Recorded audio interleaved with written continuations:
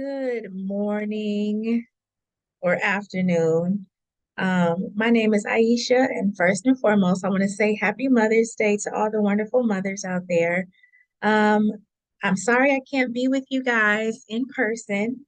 However, Tina asked me to record a video, and this is what I'm doing. So my name is Aisha Jakashera. I am a licensed professional counselor here in Arizona, and I just want to talk more about taking care of yourself and self-care and burnout, and maybe just some tools and some tips that you can use along the way to help.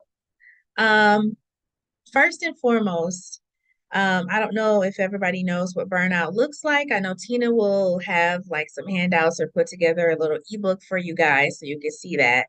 Um, but some signs of you just kind of being burnt out includes like headaches, troubles with sleeping patterns, feeling overwhelmed, cynical, frustrated, unfulfilled. Sometimes you may get the Sunday blues before work, um, feeling depleted after work, a lot of irritability.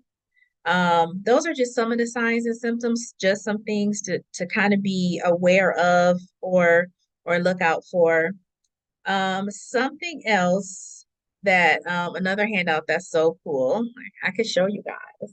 So it's like a battery. And it actually says signs you might need a mental health break, right? Because we all need those. Um, you've been getting sick often. You feel overwhelmed and depleted. You haven't been able to enjoy things. You haven't had much time for yourself. You've had trouble focusing on things. You rely on unhealthy coping skills. You feel unmotivated and lethargic, or your sleep slash nutrition has been poor. So just some things to kind again to keep aware of. You have to check your battery in a sense. And you have to kind of check in with yourself. How are you? Are you feeling great? Are you super energetic? Are you okay in the middle? Are you struggling? Are you empty? Man, are you feeling good? And so again, you can look at these handouts. I'm a very visual person, so just something to really help um just kind of like gauge as you kind of check in with yourself, how you're feeling, how you're doing. This quote I love. So you see that gas tank? It's on E. And what it says is, you can't give from an empty cup. Take care of yourself first so you can care for others. That's very, very important. And a lot of these things, examples that I'm going to give you, or resources and tools, are mainly free. Because I mean, there are different types of self-care, right? Which we'll get into in a few minutes. Um, but there are also a lot of things that are totally free. So, why not? Let's jump into some of those things. So, 12 ways to reduce stress. This is another one. It's so beautiful.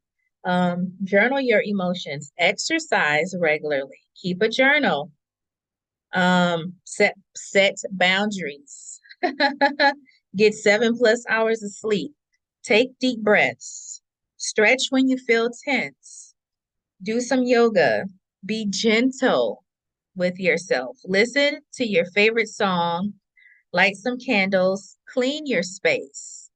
So that's just some ways to reduce. There are many, many, many more. Breathing is another one that I really like, and it's five senses. Some of you may have heard this tool or resource, some of you may not have. So it's five things you see currently around you, four things you hear, three things you can feel, two things you can smell, and one thing you can taste. And if you don't quite remember the order, that's okay. It's about getting your senses involved, because I actually got a few of them mixed up. But do you kind of get the point.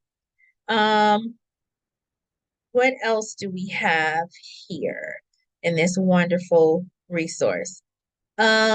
It also is going to give you information on how to develop a self-care system. I'm not going to read all of these, but it's some questions that you can consider. You need to schedule it and then reflect. So that's very important.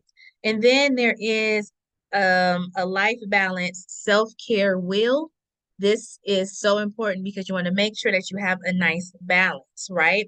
And so it talks about psychological, emotional, spiritual, personal, professional, and physical, just different things that you can do when it comes to your self-care. So, some people are like, "Oh, I'm so lucky if I get a shower in or if I brush my teeth." Those things are important, but there are different categories and some of these categories might overlap. So, journaling might be in a few.